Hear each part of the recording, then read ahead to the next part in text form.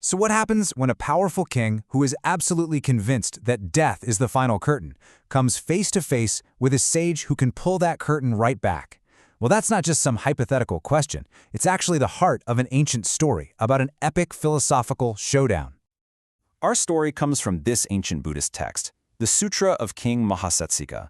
And even though it's ancient, it feels incredibly modern. It's basically a masterclass in logic, debate, and honestly, the timeless quirks of human psychology. All right, let's meet our contenders. In one corner, we have King Mahā-Nyāya. He's a powerful ruler who's so sure that life just ends that he has made it his official public stance. And in the other corner, we have the Venerable Kāśyapa, a wise monk who has just arrived in the king's city, totally ready for a battle of wits. And believe me, the king does not mince words. He makes his position crystal clear with this declaration. For him, the case is completely closed. What you see is what you get, and after that, lights out. Nothing. So when the king hears that this famous monk, Kāśyapa, is in town, he thinks, oh, this is a perfect opportunity. He decides to go confront the monk directly, and he brings his entire court along to watch what he expects is going to be a very swift victory. And with that, the debate begins.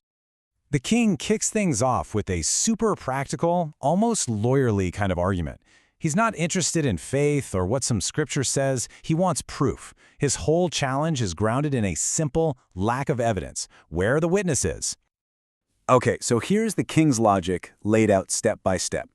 He says, look, I had relatives who, let's just say by all accounts, were probably heading straight to hell. I gave them a simple instruction before they died. Send me a message when you get there. But he's heard nothing but silence. For him, the conclusion is obvious. Hell doesn't exist. But Kāśyapa, he doesn't even flinch.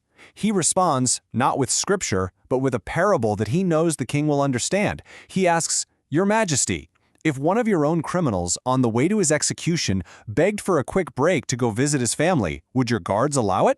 The king says, no, of course not. And Kāśyapa's point is devastatingly simple. Why would the wardens of hell be any more lenient? The king is sharp, though. You got to give him that. He immediately pivots.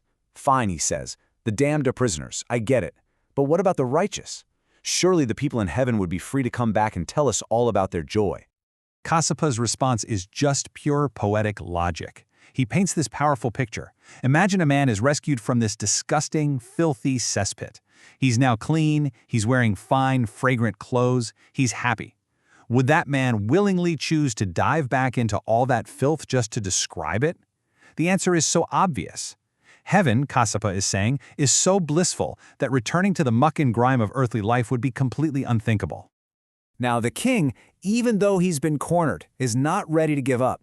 He's been beaten on logic, so he changes tactics. And this is where the debate moves from simple proofs into a deeper, more metaphorical battleground. So the king gets physical. He presents a very materialist argument. He says, look, we can take a body apart, piece by piece, right? We can cut the skin, the flesh, the bone, and we never ever find a person or a soul inside. For him, if you can't see it or touch it, it just doesn't exist. Kāśyapa responds not with a direct argument, but with another story. This one's about a hermit who tends a sacred fire and leaves it in the care of his young, very easily distracted apprentice. And as you might expect, the apprentice's focus soon wanders. The apprentice lets the fire die out. Panicking, he tries to command the cold ashes in the wood to reignite, but nothing happens. When the hermit returns, he scolds him, saying, "You fool! You can't demand fire from cold ash. You have to create the conditions for a new flame." And the metaphor here is crystal clear. Searching for a soul in a dead body is just as foolish. You're looking for life where its essential conditions have totally ceased to exist. At this point, with every logical argument completely countered, the debate takes a really dramatic turn. We realize this isn't about logic anymore, and maybe it never was. Defeated in reason, the king finally reveals the true obstacle. And there it is. The king's real fear isn't about being wrong. It's about being seen as wrong. It's about pride. His public image, his reputation, it's all on the line, and he just can't bear the shame of backing down to a monk in front of all his subjects. Kāśyapa understands immediately that the whole debate has shifted. So to address this, he offers one final, powerful parable.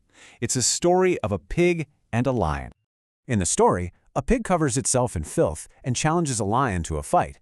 But the lion simply walks away, explaining that fighting wouldn't prove its strength, it would only get it dirty.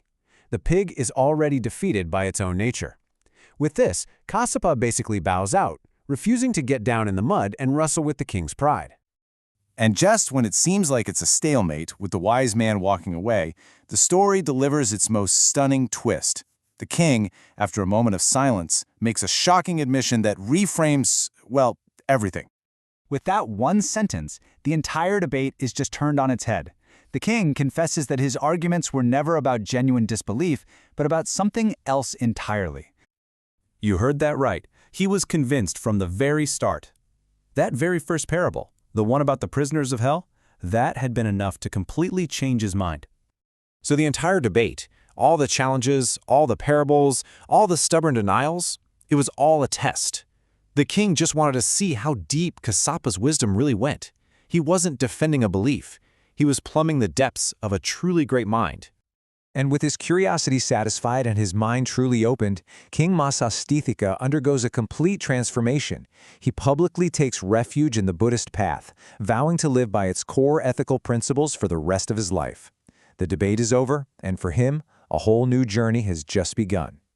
The king's story leaves us with a fascinating question, doesn't it? It wasn't evidence that was standing in his way, it was his pride. It makes you wonder, in our own lives, how often is it not a lack of proof, but our own ego that keeps us from seeing the truth?